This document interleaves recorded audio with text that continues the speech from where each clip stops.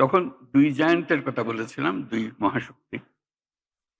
এখন আর ২ মহাশক্তির কথা বলি একই সঙ্গে, ৪ মহাশক্তি। আমাদের কি অপূর্ব সুযোগ!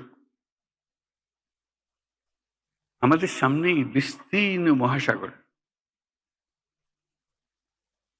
আমাদের উপকূল ভূমি, সাগরের সঙ্গে আমাদের লাগোয়া উপকূল। এ একটা মস্ত বড় সুযোগ। পৃথিবীর দরজা আমাদের সামনে খোলা। আমরা দিন ব্যবহার করতে জানিনি। এখন যে মুহূর্তে এটার ব্যবহার শুরু করব,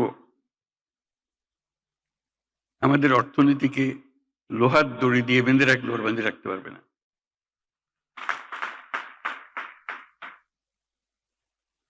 এবং আমাদের উত্তরে হলো সে বিখ্যাত হিমালয় পর্বতমালা, যেখানে জমে আছে আমাদের যাবতীয়